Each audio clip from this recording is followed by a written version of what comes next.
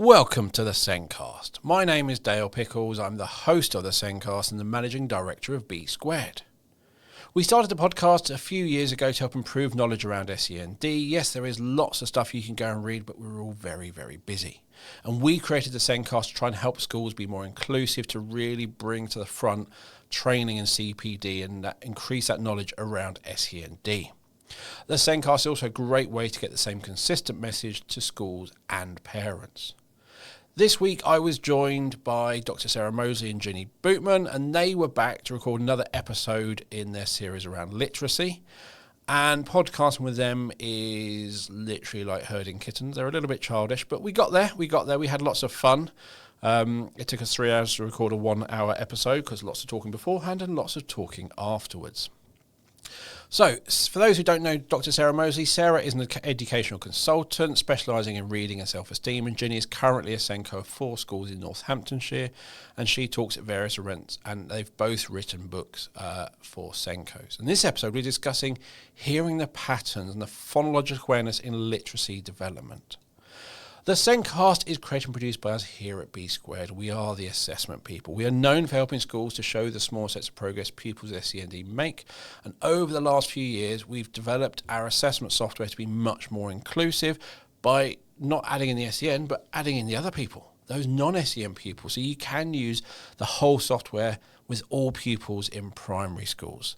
And the system has different levels of detail for different levels of ability, but it makes looking at whole school data, comparing your SEND pupils and your non-SEND pupils really, really simple. It's one big, simple data set. And it also reduces teacher workload by only having to use one system. And our new AI features around report writing saves teachers even more time. And obviously, by just using one system, it's going to save money. Visit the B Squared website or click on the meeting link in the show notes to book a meeting with me to take you through our software and how it can help you. Now, let's get on with the podcast. In this week's show, we're discussing hearing the patterns and the importance of phonological awareness in literacy development. This week's my guests are Dr. Sarah Moseley and Ginny Bootman. Sarah is an educational consultant specialising in reading and self-esteem. And as an educational consultant, she supports schools to raise outcomes for all learners, helping schools turn theory into practice. Ginny is currently a Senko of 4 schools. She has been a teacher for a very long time, a senior manager and head teacher. And both Sarah and Ginny have written books to support professionals. Welcome back, Sarah and Ginny. Hi, Dale. I think we can start dropping your surnames. It's just Sarah and Ginny. Everyone knows. Nice. Yeah, we're happy with that. Good enough for Adele, good enough for Madonna. Come on, let's put ourselves in that bracket. Absolutely. Beyonce. Oh, yeah. That's nice. Nice. Sting-ish. So this is the second episode in this series around literacy and how to help all learners to succeed. And in this episode, we're moving on to hearing the patterns, phonological awareness in literacy and development. For someone who's never been a teacher, but I'm a parent to 2 teenagers, did music with mummy and all those sorts of things, I only learned about phonological awareness through this podcast. It is such an important aspect, yet the term only seems to exist within schools. Why is that? I think even actually the term phonics initially, when that kind of first started to be used, it was really not something that people knew very much about. And I think it's that whole thing around the importance of meta language, isn't it? Actually, just the terms aren't necessarily used. And I think the more that we start using them in school, actually, then we should start just using them generally, so our learners know what they mean as well.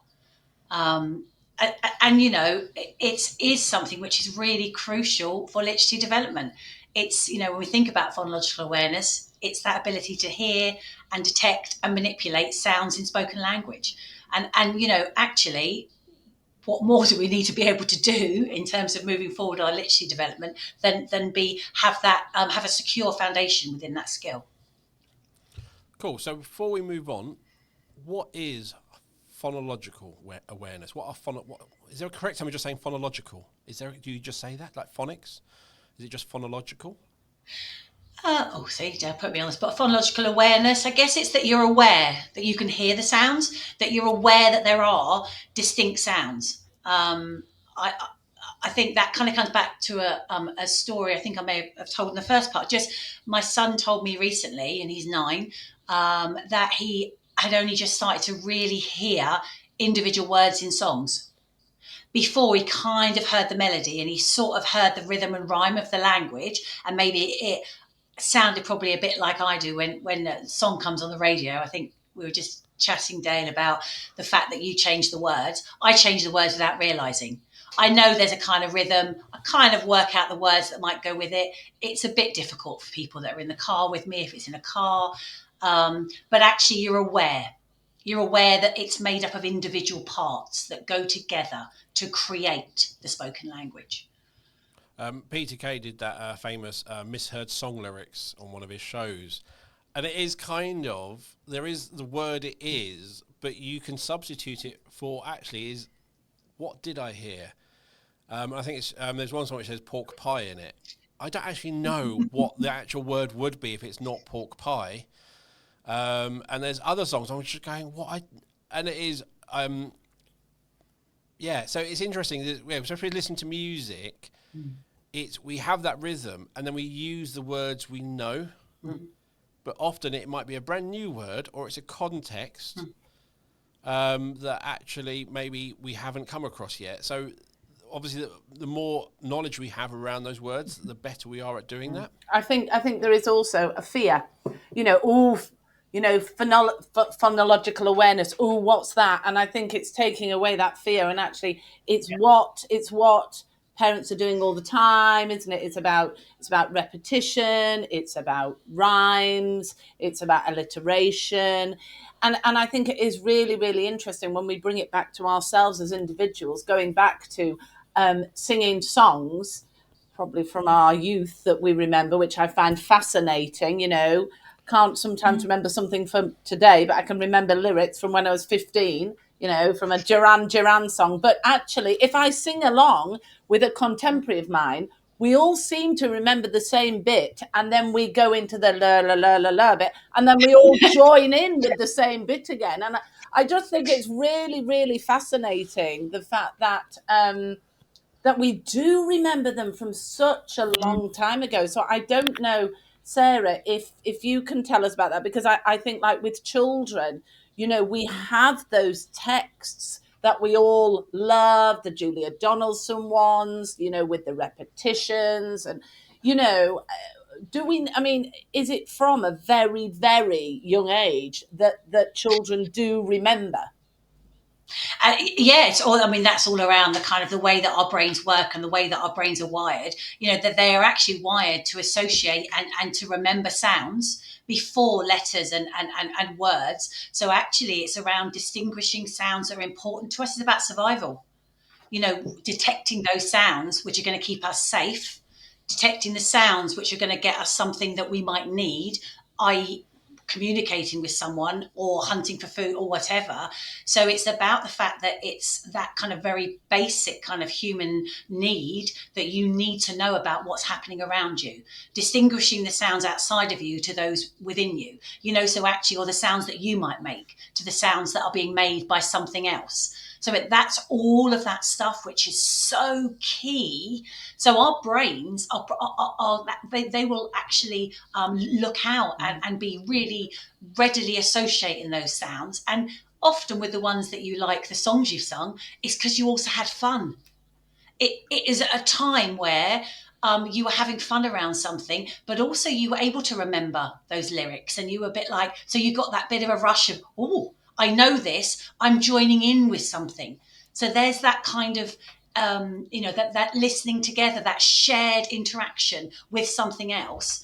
And it really strengthens the connections, which is why for us thinking about this for our learners, actually giving specific support around thinking about rhythm, rhyme, syllables, alliteration, the way that those kind of sounds go together. Actually, what that does, it helps to rewire the brain. It helps to strengthen those connections. It fires off those kind of synapses. So we are actually getting to a point where that's starting to help within the brain, which makes the skill, move towards automaticity as well. So then you're starting to get that feedback. I did music with mummies. I was allowed in. Nice. And I loved it. I really did love it. And doing all the nursery rhymes. And interesting, I was sitting there going, oh, obviously my child understood that. But I'm looking to think about actually their age and going, actually, did they understand the words? Did they just recognise where we were in the music and the action to take? Were they, although they were saying the sounds of the words, understand what they were words and have a meaning, or it was just you're just making a pattern of sounds with your mouth, and that's just. It's interesting. I look back and going, what was my child's level of understanding in that moment? And it's understanding that actually that rhythm is really important. Yeah. And I now sit back and look at that. Is most of the time they sing those sometimes really awful songs on children's TV, sometimes great songs, sometimes catchy. And a lot of the time they're putting it probably to a bit of a music is to help us with that rhythm. If they just said it without the music, it's helping us learn a rhythm with those words. Fitting those words into music gives it a rhythm rather than you just trying to say the rhythm on your own. And you've got a predictability there, you've got a consistency there. So actually all of that is helping with the learning, and particularly for those learners who struggle and have found literacy difficult. Actually what you're doing is you're making it achievable, but you're also giving it, so when you're doing, working with books that have that strong rhythm, or songs, lyrics, actually what you're doing is you're giving them a bit more of a clue. Oh, it might be this word, because they actually kind of an understanding about that as well. But also, when you think about the different songs and rhymes and things that we have, like with your children, actually, we don't know what someone's going to like. Every brain is so different that's why we need to give that huge kind of broad experience of different kinds of sounds, different kinds of music, because we don't know what will be the thing which engages them, that makes them go, oh, I want some more of that. And it's through that you can then help supporting that understanding and use that as a springboard to further learning. And I think that's the key. And I think it's similar. I'm likening it to when I have a song I like. I like to hear that song over and over again, or I like to hear songs by the same artist, because I've tuned into that. And I think this idea of tuning in is really interesting. And if we go back to young children, when I think about it, when we find a book that a child likes, suddenly the grandparent has the book as well. And there's that sharedness, that we're all enjoying this book together. As you're saying, Sarah, the child is overlearning, overhearing it. And I think this idea of sharing these favourite things is fascinating. And I know when I've been in classrooms with younger children, I love reading a story to them that has a pattern, and I may change. I did one of Julia Donaldson's the other day as a rap, and they were like, it's that book. It's that book. And but it's being done slightly differently, but they tune in. And I love that idea when kind of my turn, your turn, and you whisper that bit and I'll whisper that bit. And there's just this lovely calmness about it because they're used to it. It's back to me and Duran Duran and the lyrics of the songs. Oh, this is a known. And I think changing things slightly, they can still key in, can't they? But there's that, and adding instruments or getting children to kind of do the beat on the table, it all makes it really enjoyable. And that's what it's all about, isn't it? Enjoying what they're doing. Yeah. We used to read, we had the book, and there was two books, one called Pants and one called More Pants. They're great ones. And they come with a CD. For those who are too young for CDs, that's what we used to have music on. But he used to put that in, and it was Lenny Henry, and there was like 8 tracks. One was him reading it. One of them was doing it in a disco style. One was doing it in like a rock, and it was like, and each one, and it was so much fun, and it helped my girls get the rhythm of the story. And that also builds up that sensitivity to the structure of sound, because actually we're not going to be able to be aware of kind of or develop those literacy skills. When you get onto phonics, it's about that phonemic awareness, which is one subset of phonological awareness. So it's kind of that's more narrow focus about letters and sounds themselves specifically and individual units. But you're not going to have that if you don't have an interest in what the sounds are doing. So you need that structure first of all, then you need to move on to the individual parts. And actually, when you struggle with the individual parts, you've got to go back to making a beat, keeping a beat, Julia Donaldson, having a rap, all of that stuff, because you've got to have that interest, that and Ginny was, that shared interaction, that shared space is where learning happens. And it's becoming so difficult in the classroom now to get that with our learners. And I think that's, and if you've got a learner who's in year 4 or year 5 and they're struggling with their literacy, to get that shared space again where it's like you can take a risk, it's all right, this is going to be fun, very difficult. And I think that's what we need to think about. Actually, all of that stuff with the rhythm and rhyme and playing with words, playing with sound is going to strengthen the connections. And that strengthening of the connections is going to help them towards, with often that over reliance on constant intervention with just phonics. And it's like, it's not working. And it's like, but actually go back to the fun. Start of the session, keeping the beat, doing all this stuff, then going into the more structured, specific stuff which has to happen. And when they lose that focus, go back to the other bit. And I think rhyme is really important, isn't it? Because actually rhyme, and actually the fact that you said that word, that's a great word. It might not be a real world word, it might be a nonsense word, but actually the idea that everybody can join in and add their bit to what is happening, get enjoying it, and actually you're not right, you're not wrong. It's just about this idea of songs and rhymes. It's just we need more of it in the world, I think.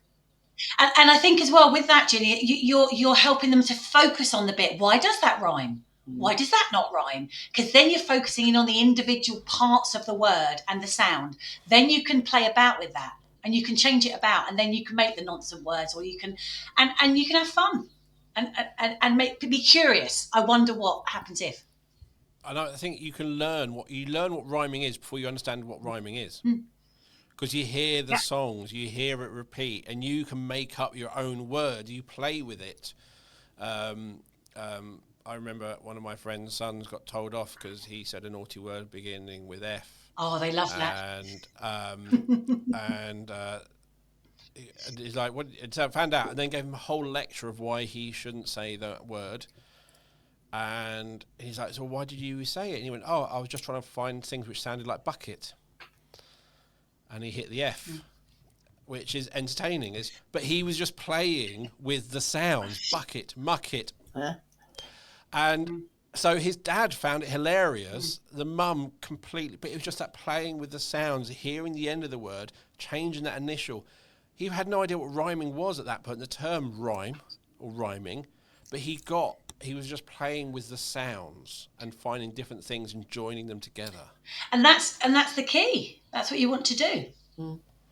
And I think also it's about, do you know what? It's not about writing it down. It's not everybody, let's all write it down and then let's see if it's spelt correctly. It's like, and let's just, have a verse and a chorus of this song. And let's, as I say, let's all enjoy it for enjoyment's sake. There is learning happening, but actually when we're learning, when we're enjoying, and it's active, let's throw that in as well. Actually, let's be active, let's stand up, let's all go, let's go on a bear hunt, let's all enjoy the whole kind of event.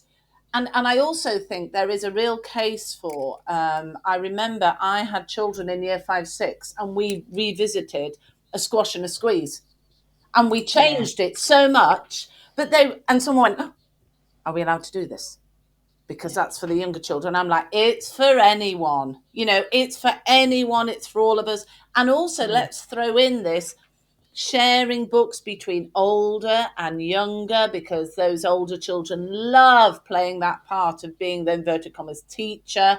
I just think we need to get past the idea that, oh, well, that's for this age children, because they love it. It's like, in the same way, I have never known a set of year 6 children who, if you say, off you go into the reception classroom, they're the first to go in and have a great time in the dressing up, playing with everything in the kitchen. They have the best time ever. And I think we need to take away this kind of this ceiling of, oh, when you move from there, then we're moving to a different level of kind of what is expected or accepted. And I think with that as well, then that's a really good point, is that actually we're not talking about phonological awareness. Not necessarily, it's not known of how important it is, but it is the key predictor of reading success. So actually the data, the research shows that the children that can identify, hear, so it's about hearing them, identifying, manipulate them, deleting them, adding other ones, isolating them. All of those things are skills that need to be practiced, but it doesn't matter what in. So even if they're older and they're doing it, as you were saying there, Ginny, in those really fun books that they had, like, comforting to them as well, and were predictable for them and consistent for them, using and actually giving them a choice. We know as soon as you give learners choices, like, which one would you like to? Well, this is what we're going to be doing. We're going to be thinking about these sounds. Which book should we use for this? Which words should we play around with, or use AI to help us to develop a rhyme for this or a rap for this? Which would be your favourite? As soon as you start doing that, you're getting that invested engagement and that interest. But also, we know what we need to do. And I think it is that, as Ginny was saying there, it's a lack of knowledge about, this is really important. These skills have to be practiced however it is. It's like driving a car. You've got to keep having that kind of skill and that understanding and that foundation of, this is how the gears work, which I always struggled with. I think with sometimes going back to those books you used to read, so maybe you're in top of primary, going back to those, you'll pick up a book and it might be a book that you may have struggled with or you enjoyed, but actually when you go back now, you're seeing so much more in that book. Oh, totally. You're seeing the pattern that you didn't see before. The pattern came from somewhere else. Now you're looking at it, you can see the pattern yourself. You're seeing, it's telling you the rhythm to use. But you didn't see it as a child. As a child, when you were younger, someone taught you the rhythm and you used it.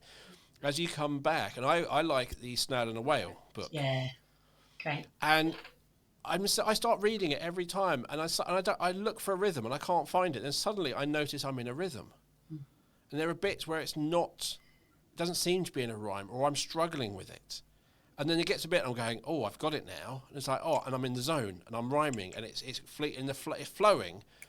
But I never have that at the start, and it's interesting. It's that ability that even as adults, we can go in and read things. And I know the worst place for phonological awareness, where it really hurts you, is if you ever go to a church and have to sing a hymn, because they make the wrong bits long. And you go there going, oh, okay, it's going to be this word, and then it'll be the long bit, I think. And then, no, this short word is going to get lengthened out, and then the long word will get short. It mucks you up when you go to church. It breaks the rules. Well, I'm just thinking on that. You made me think then about the books that we used to read. There's an awful lot of weirdos in our neighbourhood. Did anyone have any of these?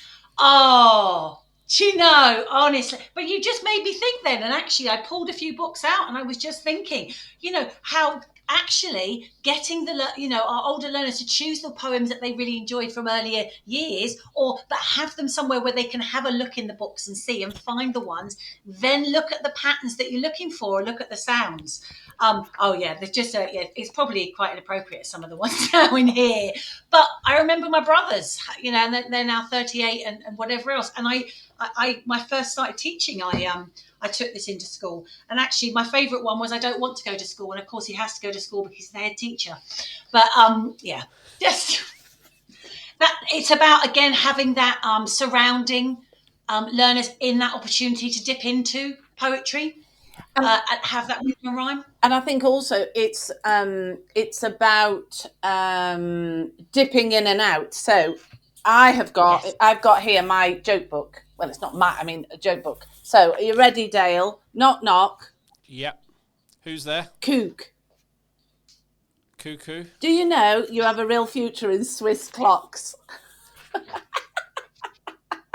Okay. Knock, knock. Who's that? This is for you, Ginny. Oh, who's that? Little old lady. Little old lady. Little old lady who? I didn't know you could yodel. But once again, it's pulling, isn't it? It's pulling language. It's, all of, and the conversations we have. And I love this instantaneousness. I don't know if that's really a word, but the instantness. And I think it's, once again, it's breaking it back down to simple things, also down to things that we know, and if we are doing a story, sometimes I will do the rhythm to one of the Julia Donaldson stories, just tap it on the table, and the children have to guess without any words, because once again, it's actually hooking them back in, and they're listening, aren't they, Sarah? They're listening desperately, and they go, oh, I know what it is. I always like this one. It's a different one. I'll do this one. Ginny, knock, knock. Who's there? I eat mup. I eat mup who? Oh. Oh, you are so wasted on this. Oh, he's literally fallen off his chair with his hilarity. But Dale, anything that involves poo, absolutely, you're on to a winner. But we didn't say that word. We so didn't. We said mup, followed by who. You then rearrange all of that and go, my poo. But that's, again, phonological awareness is what makes that joke work. Yes. Yeah. And understanding that, and understanding how you can play around with sounds and make it, and create those differences is really important.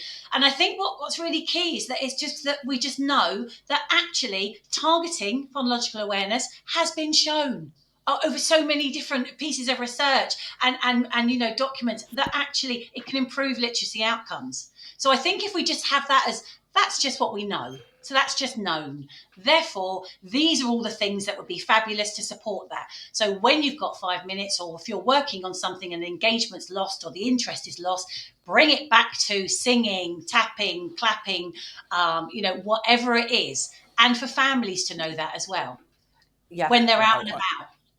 I wonder if you can get Jolly Phonics on Spotify.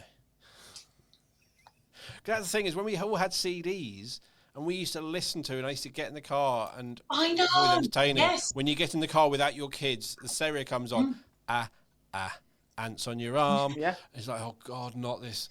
But it was always in the CD player or the other ones.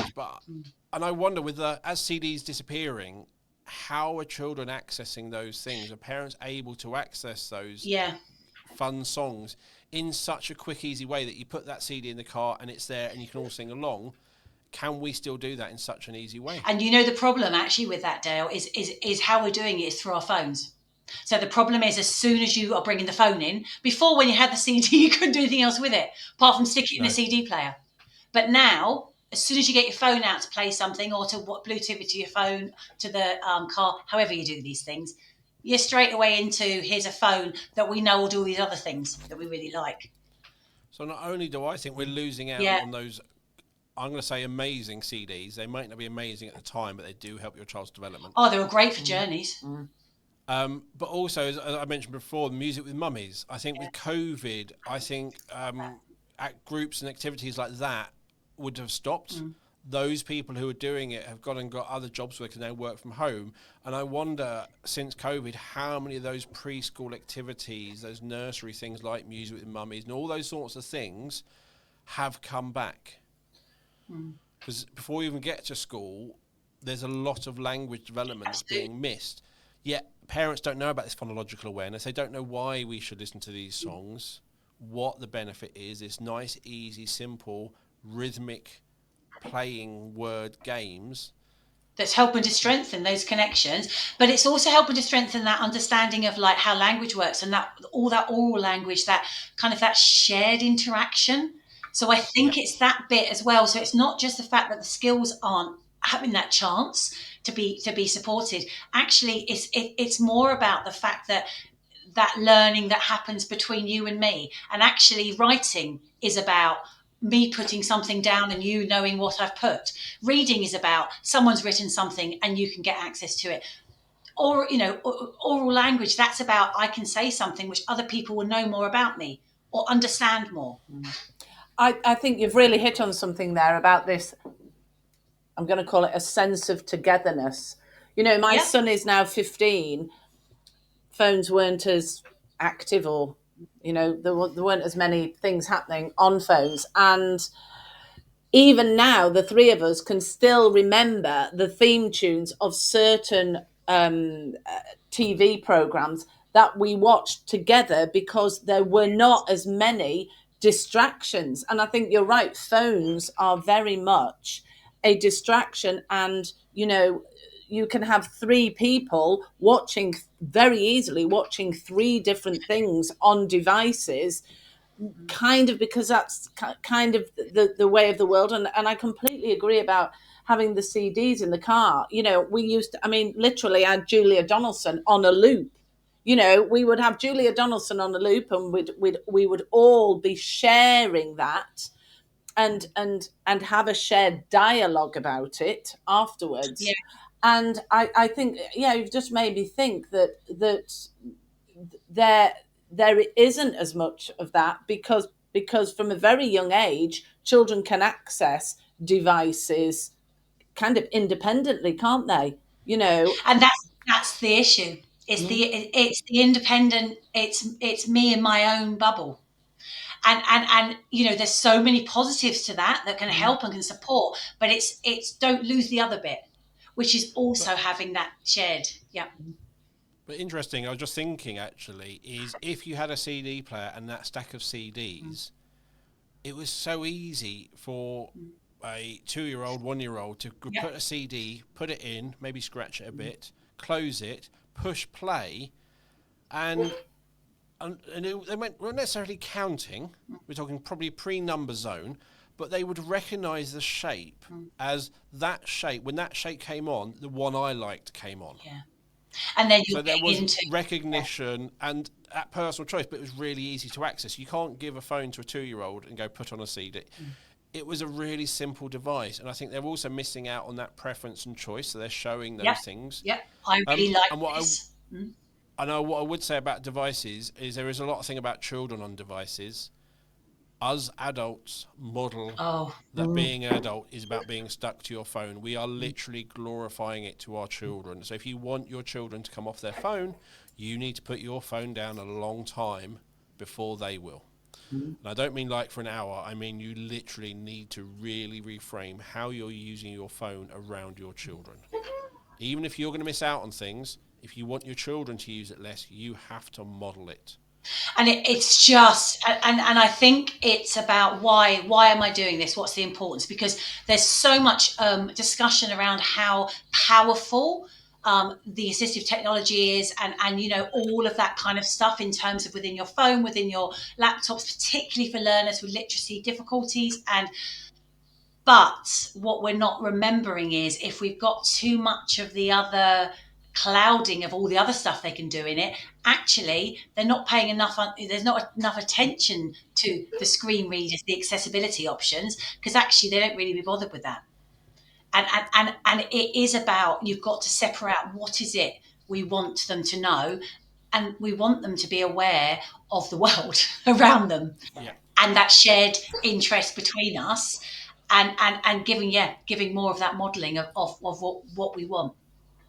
I always remember when my youngest was born, all the books were saying you must make sure you're using lots of language at home. You must do lots of talking, and we really tried hard to have maybe over or just narrate what you were doing. Yes. To try and tell them, oh, I'm washing up a bowl, and you do all this stuff because you're thinking it's going to go in, and you think you do really good, and then your first child starts talking at whatever age.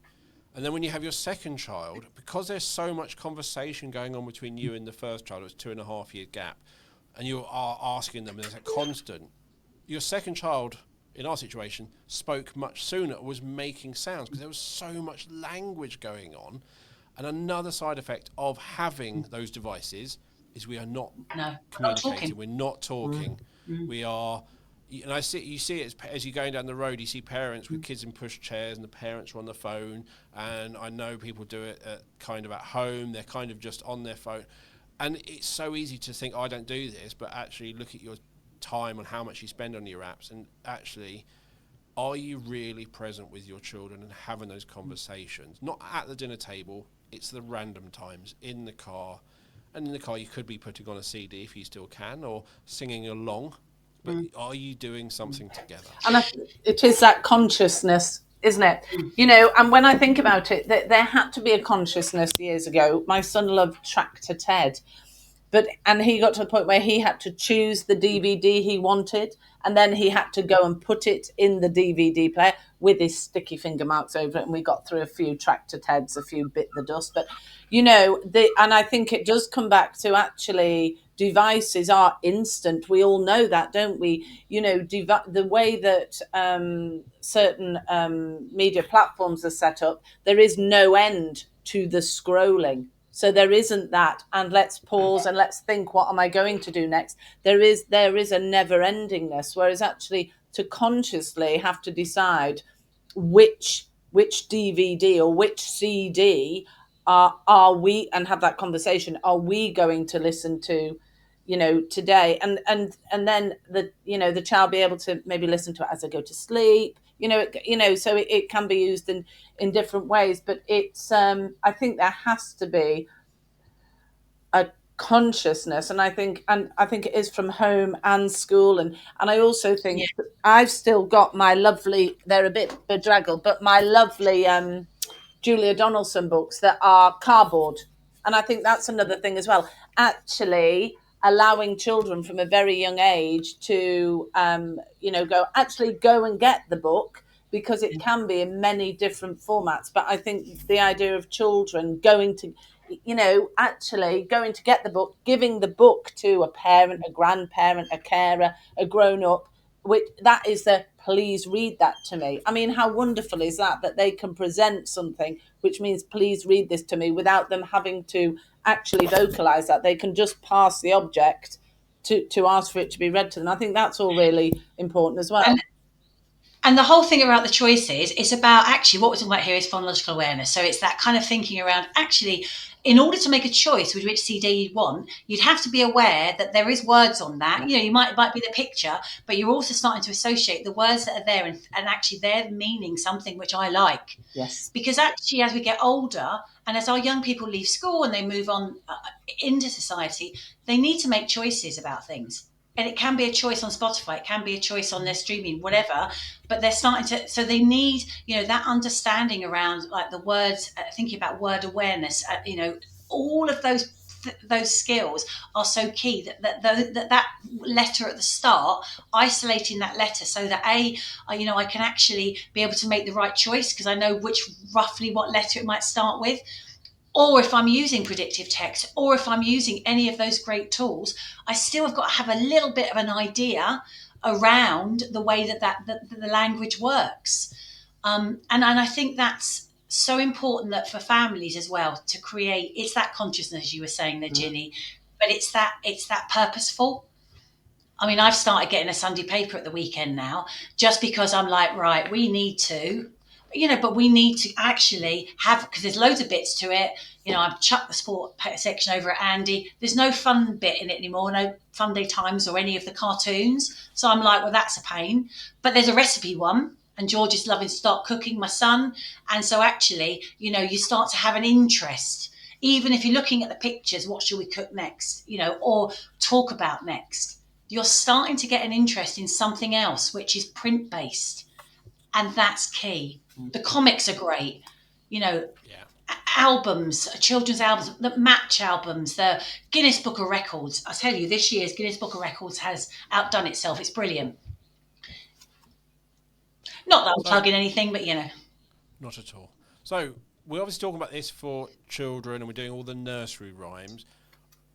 What this sort of thing is, children obviously go, okay, so I've now got a child maybe in year 4, Yep. still struggling in this area, but they're obviously going, I can't do nursery rhymes because they're too childish. So what, as children get older, what can we kind of, as we move away, what can we do instead?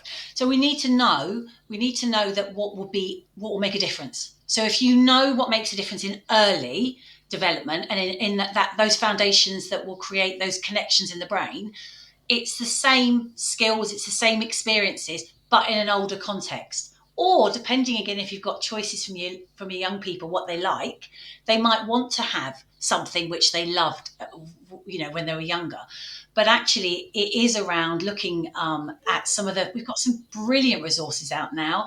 You've got some fabulous comics that are there. Deco comics are brilliant. You've also got I love the old raps, so I love Christian Foley stuff, which he does nursery grime, but he also does lots of kind of grime and rap and again, you're being an author of a story by creating a script where you're doing something like that. So playing around, smash hits, where you had the songs, the words to the songs, just having the words to favourite things. And I think that bit with the nursery rhymes and grime, it's not the nursery rhyme that is bad. It's maybe the very childish music that comes with it. But what they have is nice, simple, easy to understand, less abstract. Because you can bar, black sheep, have you any wool? It's like a sheep or wool. I'm visualising it. It's helping me understand it. If we're going into some other stuff about relationships or anything like that, which Adele's singing about, it's like, I don't understand the words. It's harder for me to understand. So the nursery rhymes are simple language. They're less abstract. They're really easy to understand. And just changing how that's delivered can make it age appropriate, but still keep that really simple language that they can helps them understand and pick apart. As you said, it's not just sounds. There are words in here that they can start to differentiate. Do they rhyme? Do they not rhyme? Actually, do they sound okay within this rhyme that works with this music or whatever we're doing? But also, ChatGPT or any of those kind of AI generated programs now, you can get them to write anything. They could write a song about the young person, their interests. This is the level of their literacy level. These are the sounds we're working on in the classroom. And actually we only want it to be 4 lines long. So you can change it around and then you can send things home for them to have at home. Something silly about the family dog or the family cat. So you're involving everyone in the same end goal, which is basically that we're practicing and thinking about sound and the way that language works and being able to predict and manipulate and change and hear those sounds. And I think it's important also we come back to actually, like you're saying about the family dog or whatever, if it is of interest to an individual, they are going to be far more engaged than if it's too simple or too difficult. But actually, we start bringing in the name of the family dog and they're engaged. They want to go home. They want to talk about it. They want to share it. If it's a rap, it kind of brings it alive for them, which I think is so important. I think, Sarah, you shared a video, or I watched one after talking to you about the grime. Yeah. And what I liked about it is it was a teacher delivering it, but there was bits for the children to respond. Yeah, and they respond beautifully. So there's a rhythm where the children know when they're expected to respond. So like, predictability, and they success. And they're doing all of that. And as that grows, you can have children who could be doing the grime themselves and others. So it's not just a case of, we do this for this group. Actually, it's a classroom activity that everyone is involved in at different levels. Because you can have some children who are writing their own grime. You can have others who are just delivering it and others who are just... It's a class activity. And that class activity where everyone's kind of working at that level but still together is what you want, that togetherness, which is what you were saying, Ginny. Yeah, and I think as well what you need to think about is, okay, so that means you need to timetable it in. Because that's often the case as well. Just be aware this is going to be important. This is going to create those strong foundation. It's going to help those literacy learners who may be struggling, but it's also going to help create that class culture of this is good fun and we're playing with language and we're all learning together. But that means, maybe 5-10 minutes every morning, you have a bit of something like that. I always say that that feeling you get, when you're all singing a song together. When you go to I'm going to say nightclub, which makes me sound very old, but a nightclub, or those years ago, or you would go out with friends together, and you might also, a song comes on you like, and you all start singing it. You get that cortisol rush. You get that feeling of all knowing the same language, and that's what we need in our classrooms. So you feel good about it. You feel good about language and sounds and working together with that. I did see recently, talking about going to nightclubs. I was hoping you weren't going to say you did see me in a nightclub, Dale, but here we go. No, different parts of the country, I think. But it was literally, I went, oh, that looks interesting. It's retro, back to 90s and the millennium. I went, great. When's it on?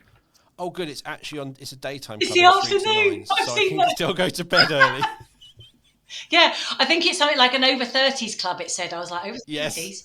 I'm like that, over 30s, please. Yeah, and I think the over 50s ones ends at 2. Goes 12 till 2. That's fine for me. I like that. It's great. But there is certain songs, I'm going to say Venga Boys, things like that.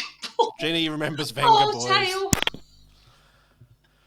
But it's I was such more a a salt simple and pepper girl. Oh, R&B. the reason I say Venga Boys is it was such simple music that you could put that CD on now, and my daughter knows Venga Boys, and it's sort of such simple songs, simple thing, rhythmic, predictable, and it's what we all like. Most of the big summer hits that have ever been are generally repetitive songs that you learn and you can enjoy.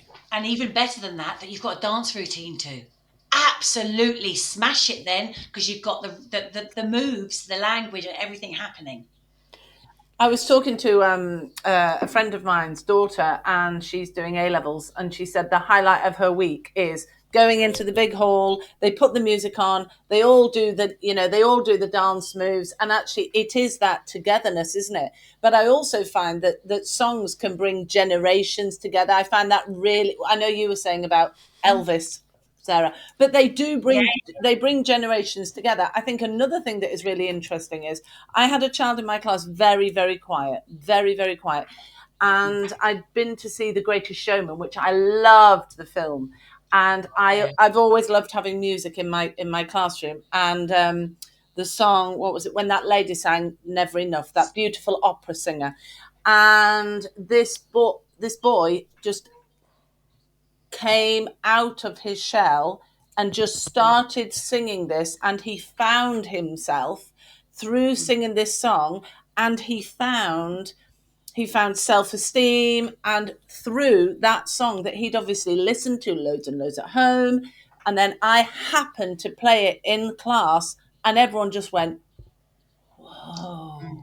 And he found his voice through that one song. And I think the power of songs, the power of repetition, it once again, it takes away that kind of fear, doesn't it? It's just very, I don't know. I just think that liberating. Yeah.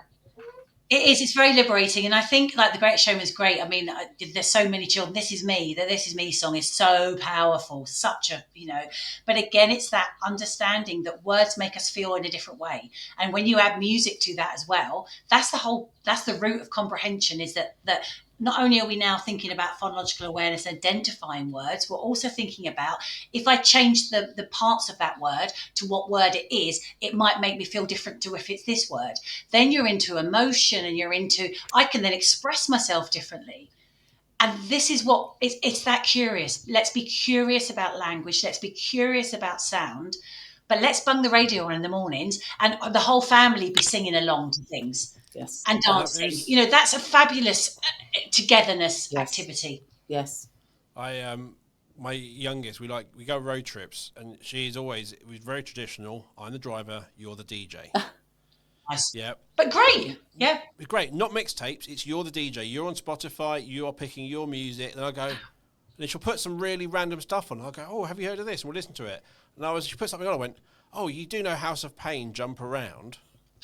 And she was like, no. I said, you'll love it. I put it on, and then obviously of our generation, we know all the words, and my daughter is just looking at me going, what is this song? How do you know all the words? This is so cool. And please don't jump around.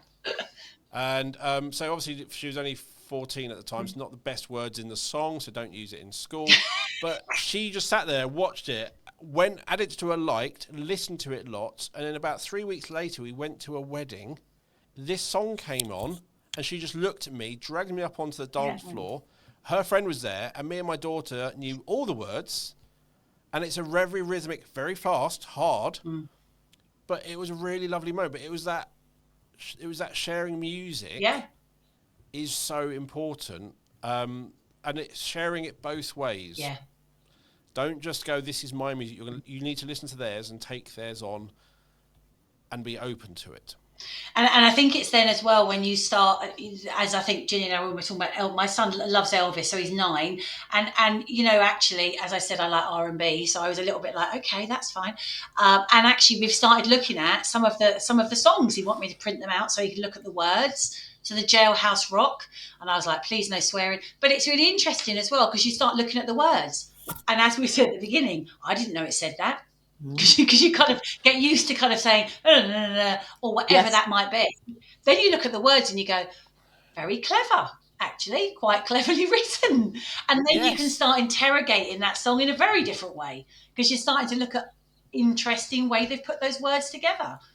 And that's like we were saying, going back to in year 6, going back to nursery rhymes and seeing them completely differently. Yeah. Going back to a song you've heard so many times, but you've never actually seen written down, and reading it and going, I didn't know it was about that. Maybe I shouldn't be singing this. I didn't realise. Yeah.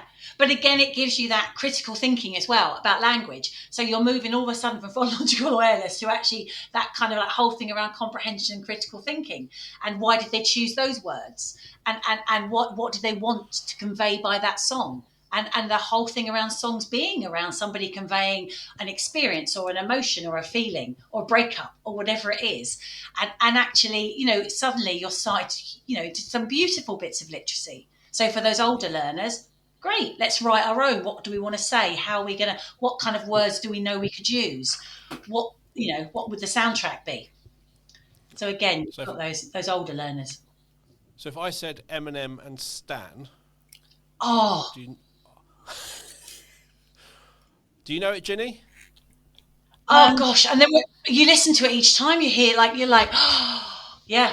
It's a song which is an Eminem song, but you'll put it on and you will just listen, and everything else in the world doesn't matter. I listen to this song. I listen to the words. I listen to the story. I listen to the journey, and then the end, and it is just like there's a lot in there. And as he references, it's a really well-written song. Yeah. It's amazing. And it's those sorts of things where you can say, oh, songs are simple and songs are this. No. And that is a very obvious one you can follow. And there are other ones I never even listened to. I knew the song, Do You Like Pina Coladas? Yeah. Do you know that song? Yes. What's it a story about? It's not about pina coladas. No, obviously not. It's about a stale marriage. Oh. Where the husband and the wife write a personal ad. So do you like pina coladas? That's the personal ad. One of them puts out in the newspaper. So then the other one responds, they arrange a date, and the husband and wife meet up at the bar or the restaurant on a date, not knowing all this stuff about each other. Whoa. Every day's a school day, Dale. Every day's a school day, isn't it? Listen to that. Do you know what? I learned that from my daughter because it was used in the Guardians of the Galaxy film. And she liked the song and said, you know about this? I went, what? And she went, listen. And I listened. I'm like, oh my gosh. And I've listened to that song so many times. We all sing along to the chorus, but kind of not really listen. But yeah, that's the story. But it is that incredible power of songs and of music, and I think we mentioned about the nursery grime and Christian Foley. His PhD he's doing at the moment is in rap education. Wow. And he uses it to get children and young people who are disengaged, out of education or back into education through rap. But we have come on such a long way. I still find it quite entertaining that apparently in the 80s, the Birdie song was in the charts. Yes. Black Lace wasn't kind of just a party thing. Again, Black Lace was in the charts, and all those songs were in the charts. So you're kind of going, yes, for 10, 20 years after that, that would make sense to maybe use those songs. But now where we are, we need to use that modern style that everyone's thinking, that needs to be in schools, that needs to be in the education system, that actually is interesting, and it's reflecting what children want and what children do at home. We need to have that reflected in the classroom. So rap education makes sense. I would have no idea how to do it, but it is something that should be there more and more. And it's just a way, again, of looking at how words are used and how words are put together to convey feelings and thoughts and stories. And it's stories. And I think it all comes back to, again, how did years ago, culturally, how did we survive? By sharing stories. And it was through songs and nursery rhymes. That's the kind of origin of nursery rhymes from the very beginning. And it's to make information easily importable within our cultures and our communities. So, yeah. And I think it comes back. I think it all comes back to interaction. I think everything that we've spoken about actually comes back to interacting, with one another. When I first started teaching reception, we did have Jolly Phonics, and it was the sound and the movement, and that worked very, very well, in my opinion, for many, many children. And I think we need to keep this interaction. We need to keep the energy. It can actually become a little bit stale and be seen to a means to an end, potentially, because there is a test, and actually it's about going, actually, let's immerse ourselves in it. Let's all enjoy it, because that is how we actually retain it. We're going back to me and Duran Duran and my lyrics, joking apart, but actually I enjoyed that. I was moving around, dancing badly in the 80s, but actually, don't you think, Sarah, we do need to get back to that bit of sharedness? And an understanding. And I think there's that kind of fixation, phonics, and kind of like, this is, they can't do it or they can do it. And it's like, no, let's look at, actually, that's phonemic awareness. So that's that one subset of phonological awareness. Yes. And actually, that doesn't come without that. Yes. So you can't just have that phonics and that phonemic awareness. You can't just understand that letter and sound correspondence if you haven't got a curiosity about sound and letters and the way that you can manipulate and change and make a silly song or a silly rhyme or make a swear word, whatever you're doing with it. So, and you've got to actually come back to the fun. Yeah. It's got to be, I still remember my phone number from when I was 13. Just know, when you think back to that, the stuff that you can remember. I can't remember so many other things, but at the time that was important to me. Yes.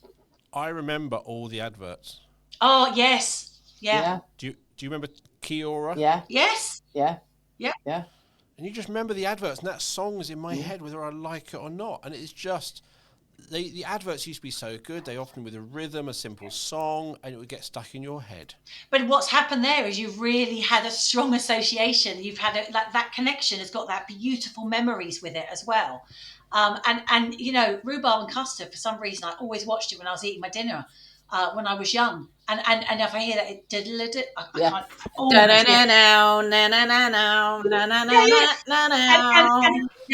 that's, thank you, Jen. And actually, I can visualize myself sat at my table in my front room. But again, there's that whole change in the way we even watch TV. Because, you used to have 3:30 or 3:15 when the children's program started. Then you'd have the set of them. Now a child might like Bluey, which is a fabulous program, nothing wrong with it. But what they then do is they watch Bluey for 2 hours because they can just keep watching it. And you've not got that variety of the different parts of the great. You get a great message with it. But you've got to have some of the other stuff in there, the interest, the variety that gives you all that kind of menu that you need. Definitely. So, let's end with, what was your favourite nursery rhyme, Sarah? I'm a little teapot. Short and stout, which I never was short. So that's quite interesting. Ginny? I think it was Polly put the kettle on.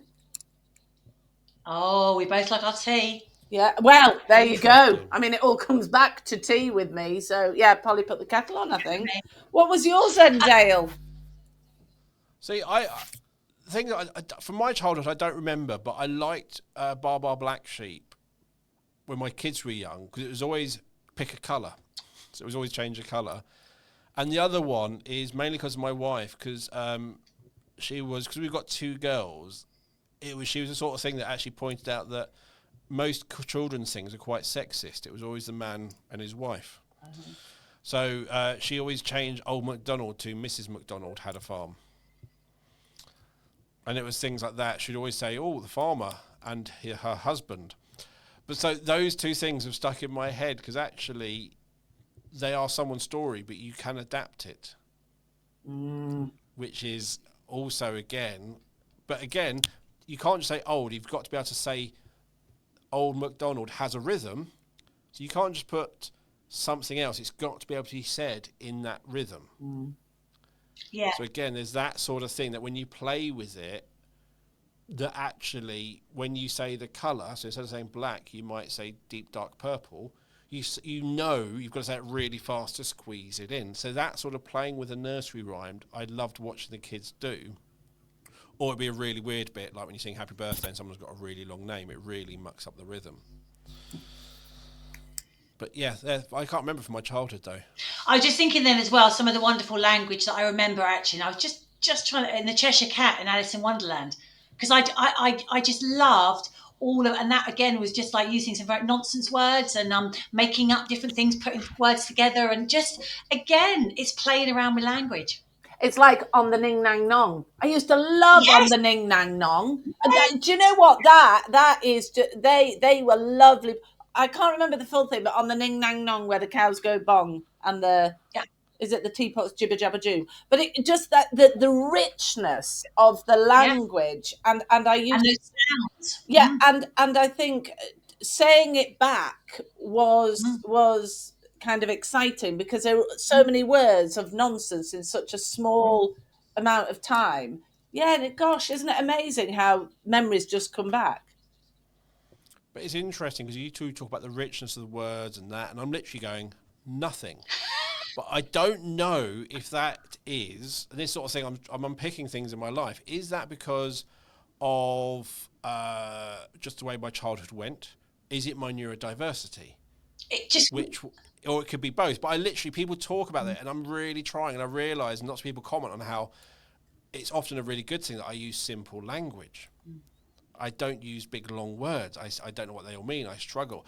And is that, I don't know what it is, but it's sort of thing I'm really trying to work on and improve. So it's become a focal thing for me. Enjoying language and noticing language is something that I'm having to work on. It doesn't come naturally. But I think that's really interesting because I think that's one of the things that we struggle with actually in our classrooms today is that we are assuming, like Ginny and I are talking about lots of kind of experiences that were really rich for us. They may not actually be, and so rich for those learners who are struggling because they might have been there in those early childhood experiences and not been relevant, not actually made a difference. And I talk a lot about my son purely because I've had so much experience in schools, and it's when it's your child and you can see it right up in front of you, you're like, wow, I didn't realize this was even a thing. And for him, audio stories, audio books, nothing, absolutely no interest. When I read to him, when it was picture books, great. When it was a longer bit of text, actually, he's like, how many are you going to read? We have to negotiate how many pages I'm going to read. It's like, because he knows I like it. It's not because he enjoys it. And actually, that's around how much processing of the information, how he processes it, how long it takes, how much more difficult it is when it's just words. And so for him, as I said, I think previously, an illustrated Harry Potter has enabled him to have a picture of something that I'm reading about. So while I'm talking about it, he's looking at the picture to kind of explore some of the words I'm using, what that might look like in this picture. And actually, we've got to be aware that if a learner isn't showing interest, or a child or a young person isn't showing interest in something, it's not because they can't do it. It's because however you're presenting it at that point is not giving them the thing that their brain needs. And we're really clever as humans, knowing if it does not, that's not giving you something, no point paying any more attention to it. Yeah. So we need to find the thing that will help you there with the words. I've got loads of solutions for that, Dale. So there you go. Next time. I better say we'll have a chat afterwards. But it is interesting that people love maths, people love English, and I used to think they were polar opposites. You couldn't have both. Apparently, that's just what we were told. You can have both. Of course. So apparently, it was an NFL thing I heard. Apparently, in the 80s or 70s, in England, if you were good at maths but rubbish at English, they'd say you're rubbish at English, concentrate on the maths. In France, they said the opposite. He's good at maths, so don't worry about maths. Focus on the bit where you're struggling. And let's find out how he learns in that area. What's the most effective, successful way for him? So basically what kind of could have happened with me is I was good at my logic, so they focused on the logic side, and that English side just was left. Not completely, but it just wasn't pushed, whereas actually that's where I needed the support. And it's partly where I am today. But it's that sort of things we were told as a child to believe in, or this is the way of the world. It isn't.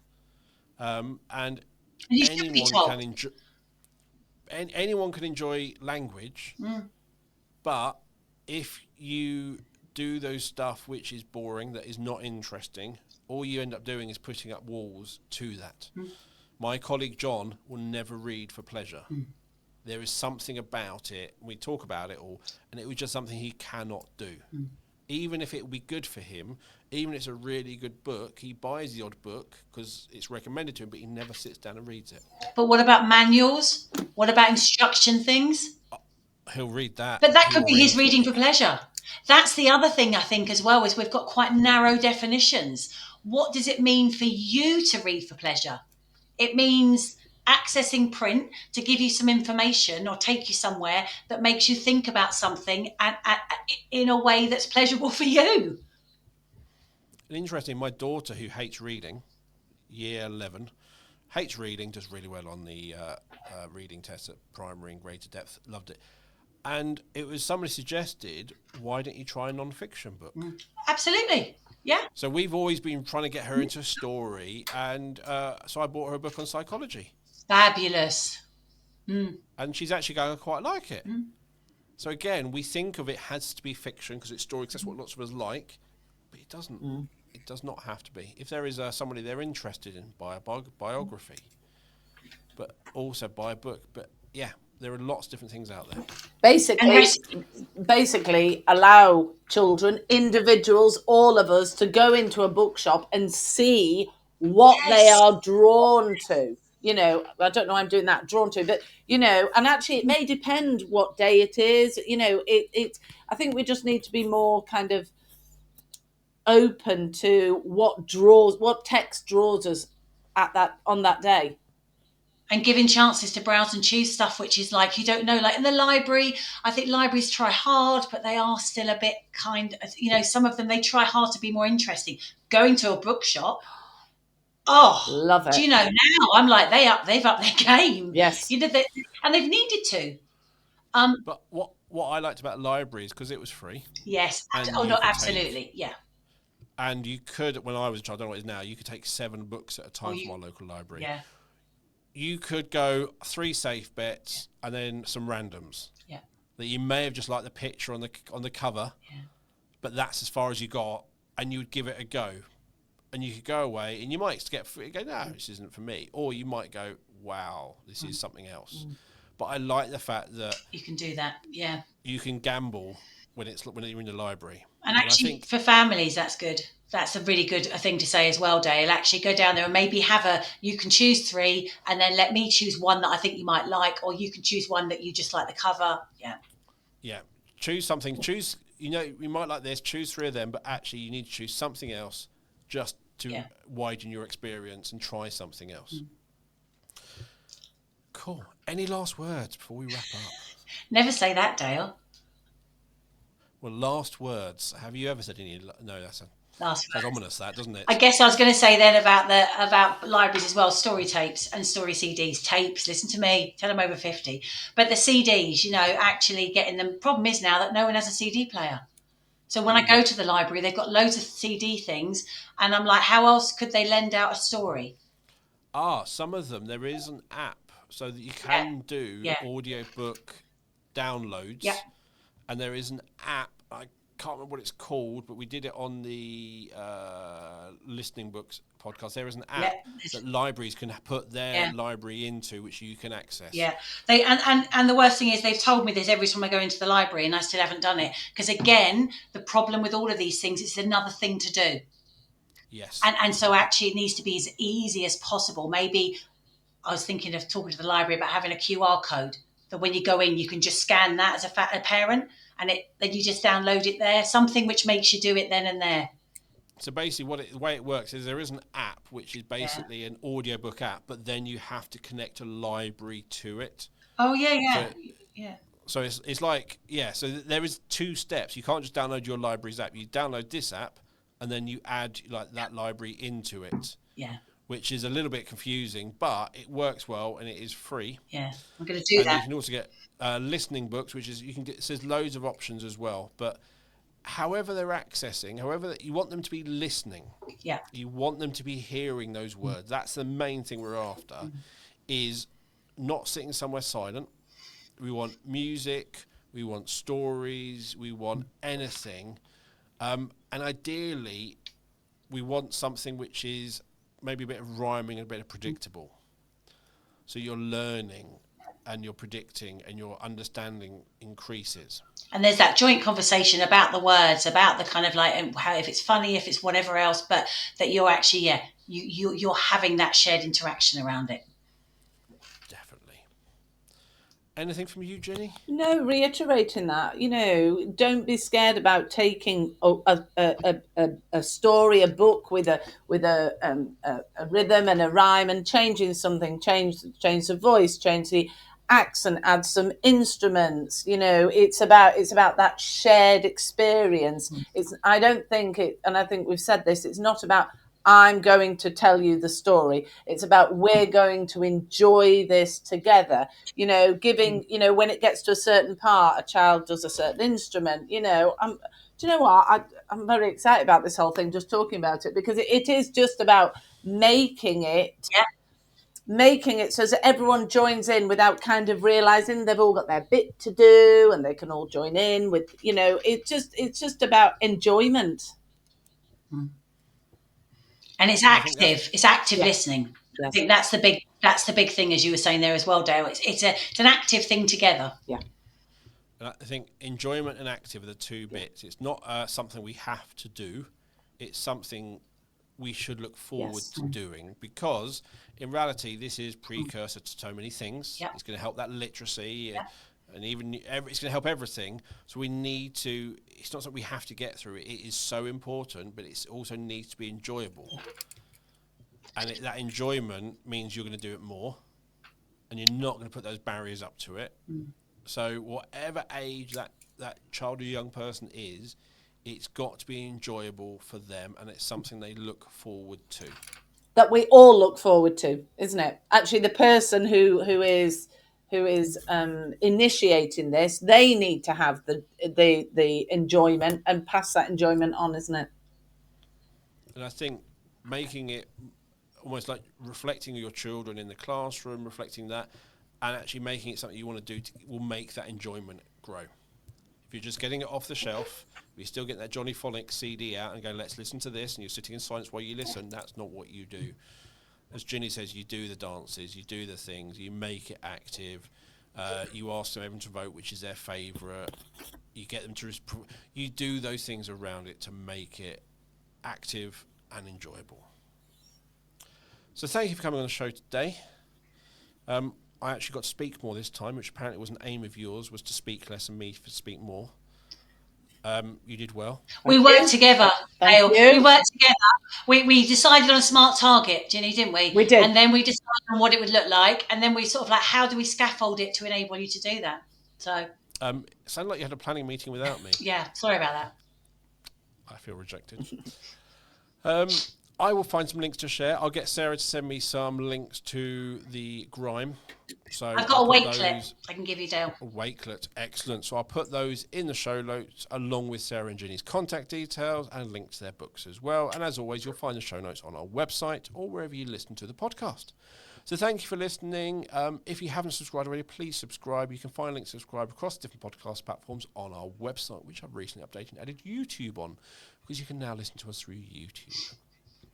And if you aren't following us on social media, on Twitter, we're at The Sencast, on Facebook, The Sencast, on Instagram, The Sencast, on TikTok, Sencast, and even we're starting to look at Blue Sky, because we're not sure what's going to happen with Twitter.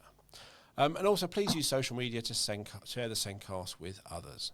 Now, everyone knows B Squared are helping schools to show those small steps of progress pupils SEND make, and over the last few years, we've been creating an inclusive assessment system that can be used with all pupils in primary schools. And it's got different levels of ability, different levels of detail for different levels of ability, but it makes looking at whole school data and comparing your SEND and non-SEND pupils really, really simple. And it also reduces teacher workload by only having one system to use, and our new features help simplify report writing and so much more. Make it so good, and also it's cheaper if you're just using one system. If you are interested and want to find out more, you'll find a link to the website and to book a meeting with me in the show notes, and you can also find out about all the other stuff we do as well. It's all on the B Squared website. So thank you for listening. We'll be back soon with another episode of the Sencast. It is goodbye from me. Goodbye from me. And it's goodbye from Rhubarb and Custard. Da-da-da-now. Da-da-da-now.